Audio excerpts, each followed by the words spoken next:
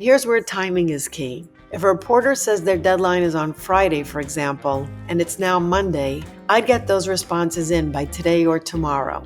I'm not looking to pressure you after all. We are talking about calming you and calming your jitters and not stressing you out. But the reality is that if a journalist gets all they're looking for by, let's say, Wednesday and writes up their story early, your quotes will never make it to that piece. So the bottom line on this is don't meet a reporter's deadline. Make sure you beat it. And perhaps my top tip for stamping out any of my jitters for any platform is to ask myself the 5 worst, toughest, and most difficult questions I could possibly be asked way before I ever get to that interview.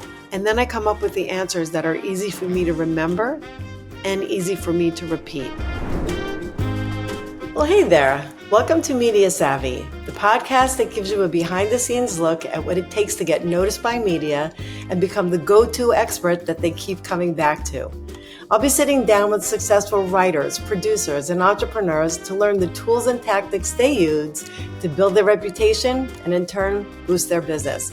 I'm your host, Taub-Dix, and I've been working with top-tier media outlets for more than 30 years, anywhere from traditional print publications to online and social platforms. And I'm sharing my nutrition guidance without gimmicks. But you don't have to be a dietitian for this podcast to speak to you. Through my one-to-one conversations, you'll learn how to build a strategy to get your name in the news and establish yourself as an authority in your field, no matter what the industry. With Media Savvy, I'm on a mission to inspire, motivate, and empower you to have the confidence and tools you need to shine in the spotlight. Are you ready? Let's get Media Savvy.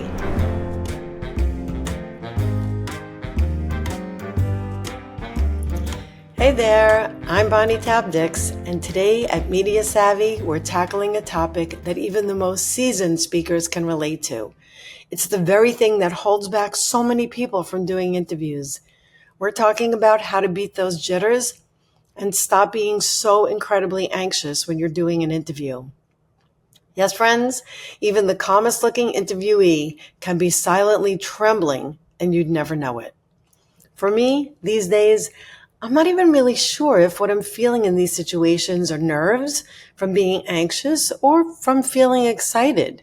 But whatever the case may be, I'm here to tell you that I still get nervous for certain interviews.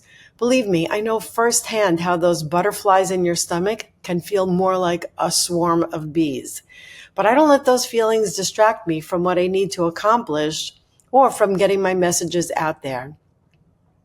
Today, I'm going to share some of my favorite calming strategies that help me feel more like I'm talking to a friend instead of a reporter.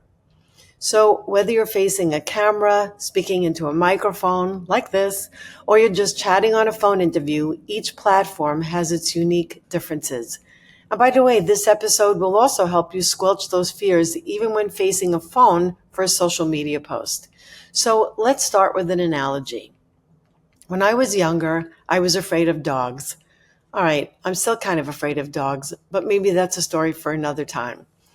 I never understood the advice I got from grown-ups, which was just stand still and don't act scared because dogs will know if you're afraid of them. Well, okay, that was easier said than done.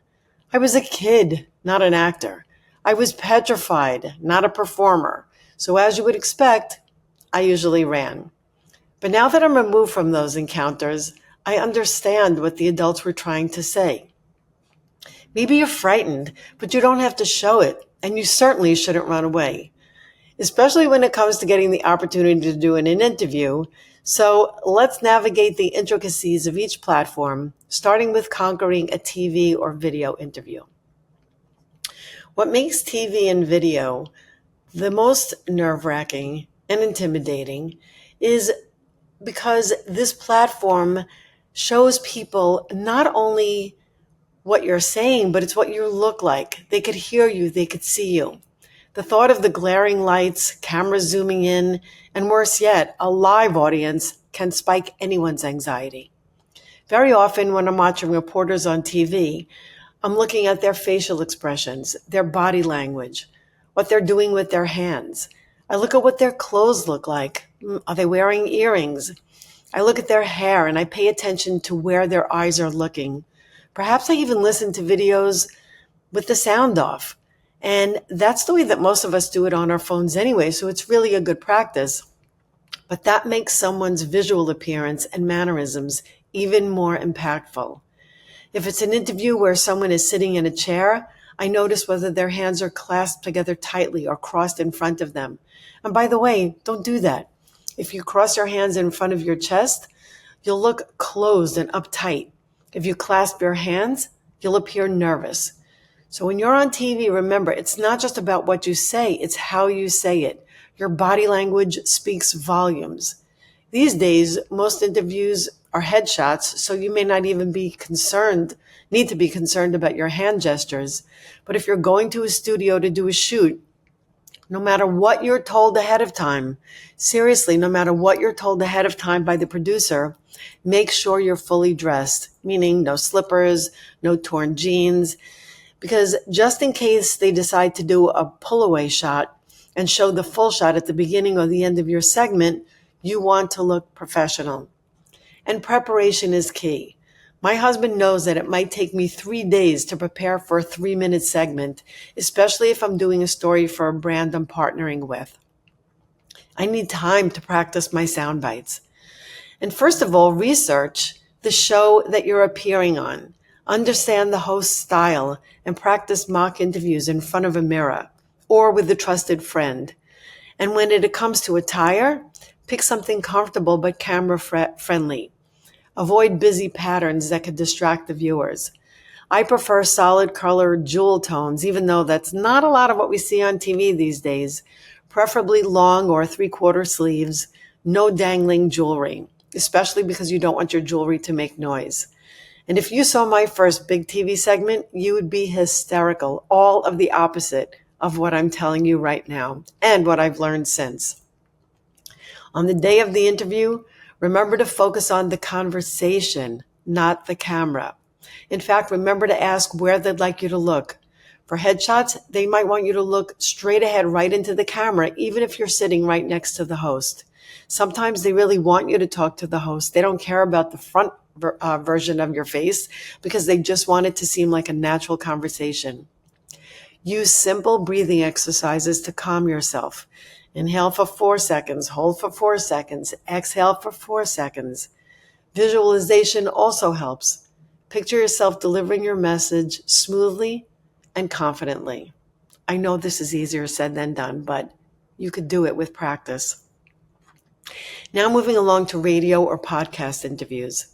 While you don't have to worry about how you look, yes, you could sit in your pajamas, radio presents itself with its own challenges, like speaking to an audience you can't see. Anxiety often comes from feeling disconnected or the pressure to keep your voice engaging. Preparing for radio is all about your voice. Do warm-up exercises to relax your vocal cords and practice speaking in a way that is lively, not monotoned and not rushed. I will admit that coming from New York City, I speak quickly, so I have to practice slowing myself down. See what I did there? That's not easy for me. Have notes handy when you're on radio or on a podcast, but keep them as bullet points so that you could speak naturally. This is also the beauty of radio, where with TV, there are no notes. Here you can actually keep notes. During the interview, focus on the host's questions. If listeners call in, pause and respond thoughtfully. One technique to stay grounded is to imagine you're having a one-on-one conversation with a friend, not addressing an invisible crowd. And you may get a difficult question. This would be time to come up with a nice, juicy pivot.